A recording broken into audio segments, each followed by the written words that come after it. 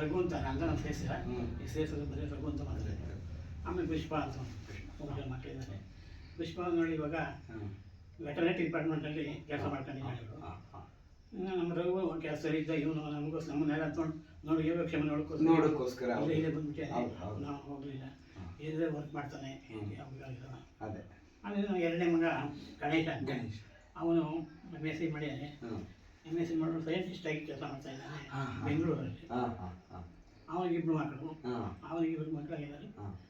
ಪ್ರದ್ಯುಮ್ನ ನಾನು ಮೊದಲನೇ ಮಗ, ಎರಡನೇ ಮಗಳು ಶ್ರೀಗೌರಿ ಅಂತ. ಶ್ರೀಗೌರಿ ಮಕ್ಕಳಿದ್ದಾರೆ. ಆಮೇಲೆ ಏನು ಹೇಳಬೇಕು ಸರ್? ಈಗ ವೃತ್ತಿ ಜೀವನದಲ್ಲಿ ಅನೇಕ ಶಿಷ್ಯ ವೃಂದವನ್ನು ತಾವು ಕಂಡಿದ್ದೀರ, ಸಾವಿರಾರು ಜನಗಳು ಇದ್ದಾರೆ. ಈಗ ಅವರದ್ದು ವೃತ್ತಿ ಜೀವನ ತಮಗೆ ತೃಪ್ತಿ ತಂದಿದೆಯಾ ಅಂತಕ್ಕಂಥ ಒಂದು ಪ್ರಶ್ನೆ ಸರ್. ಹೌದು, ತೃಪ್ತಿ ತಂದಿದೆ. ಯಾಕೆಂತಂದ್ರೆ ನಾವು ಏನೇ ಆಗಲಿ ನಮ್ಮ ಇದನ್ನ ಬಿಡಬಾರ್ದು. ಅದಕ್ಕೋಸ್ಕರವಾಗಿ ನಾವು ನಮ್ಮ ಅಪಾಯಿಂಟ್ಮೆಂಟ್ ನಾವು ಹೊಂದ್ಕೊಂಡಿದ್ದೀವಿ. ಈಗ ರಿಟೈರ್ಡ್ ಆದ್ಮೇಲೆ ಕೂಡ ನಮ್ಮ ಸಂತೂರಿನಲ್ಲೇ ಇದ್ದೇನೆ ನಾನು. ಸುಮಾರು ರಿಟೈರ್ಡ್ ಆಗಿ 22 ವರ್ಷ ಆಯ್ತು. ಯಾಕೆಂದ್ರೆ ಅವಾಗ 58 ವರ್ಷ ರಿಟೈರ್ಡ್ ಆಯ್ತು. ಈಗೆಲ್ಲ 60 22 ವರ್ಷ ರಿಟೈರ್ಡ್ ಆಯ್ತು. ಆ ರಿಟೈರ್ಡ್ ಜೀವನ ರಿಟೈರ್ಡ್ ಕಳೀತಾ ಇದ್ದೀನಿ. ನನಗೀಗ ಆರೋಗ್ಯ ಸ್ವಲ್ಪ ಕಡಿಮೆ ಆಗಿದೆ. ಮಂಡಿ ನೋವು ಬಿಟ್ಟರೆ ಇನ್ಯಾವ ಆರೋಗ್ಯನೂ ಇಲ್ಲ. ಮಂಡಿ ನೋವಿಂದ ಓಡಾಡೋದು ಕಷ್ಟ, ಸ್ವಲ್ಪ ಕಷ್ಟವಾಗಿದೆ. ತುಂಬ ವ್ಯತ್ಯಾಸ. ಇವಾಗ ಎಲ್ಲ ಇವಾಗ ಜನಾಂಗಗಳೆಲ್ಲ ಬೇರೆ ಬೇರೆ ಬಂತು. ಬಹಳ ವ್ಯತ್ಯಾಸ ಇದೆ, ಮುಂದುವರೆದಿದೆ. ಯಾಕೆಂದ್ರೆ ಅವಾಗ ನಮ್ಮ ಬೆಳವಾಡಿ ಒಂದು ಕುಗ್ರಾಮ ಆಗಿತ್ತು. ಯಾವ ಸೌಕರ್ಯ ಇಲ್ಲ.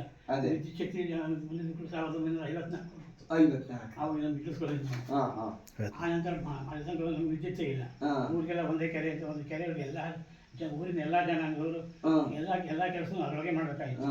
ಬಟ್ಟೆ ಬೀದಾಗಲಿ, ಸ್ನಾನ ಮಾಡೋದಾಗಲಿ, ದನಗಳು ಸ್ನಾನ ಎಲ್ಲಕ್ಕೂ ಒಂದೇ ಆಗಿತ್ತು. ಆ ಪವಿತ್ರ ಅದೇ ನೀರಲ್ಲಿ ಕುಟ್ಕೊಂಡು ನಾನು ದೊಡ್ಡವರಾದ ಇವತ್ತಿನ ಬೇರೆ ವ್ಯವಸ್ಥೆ ನಡೆಸ್ತಾ ಇದ್ದೀವಿ. ಹಾಗಾಗಿ ನಮ್ಮ ಊರು ಮುಂದೂರಿಕೆ ಶೃಂಗೇರಿ ಮಠದವರು ಕಾರಣ. ಯಾಕೆ ಶೃಂಗೇರಿ ಮಠಕ್ಕೆ ಇದು ಜಹಗೀರಿ ಹಾಕ್ಬಿಟ್ರು ಮಹಾರಾಜರು. ನಾನು ಆವಾಗಿಂದ ಈ ಶೃಂಗೇರಿ ಮಠದ ಆಡಳಿತದ ಇತ್ತು. ಈಗ 1954-55 ಇವರು ಸರ್ಕಾರಕ್ಕೆ ಬಿಟ್ಕೊಟ್ರು. ಶೃಂಗೇರಿಯವರು ತಮಗೆ ಬೇಕಾದ ಮಾತ್ರ ಒಂಚೂರು ದೇವಸ್ಥಾನಕ್ಕೆ ಕಂಡುಬಿಟ್ಟು ಇನ್ನು ಉಳಿದೆಲ್ಲವೂ ಸರ್ಕಾರ. ಅಲ್ಲಿವರೆಗೆ ನಾವು ಏನು ತಂದಾಯ ಕೊಡಲಿ ಎಲ್ಲ ಕೊಡಲಿ ನಮಗೆ ಶೃಂಗೇರಿ ಹೋಗ್ತಿತ್ತು. ಶೃಂಗೇರಿ ಮುಖಾಂತರ ನಮ್ಮ ಆಡಳಿತ ನಡೀತಿತ್ತು. ಈಗ ಸರ್ಕಾರ ನೋಡ್ಕೊಂಡು ಮಾಡ್ತಾ ಇತ್ತು. ಆ ನಂತರ ಹೈಸ್ಕೂಲ್ ಬಂತು. ಮತ್ತೆ ಹೀಗೆ ನಡೀತಾ ಇದೆ.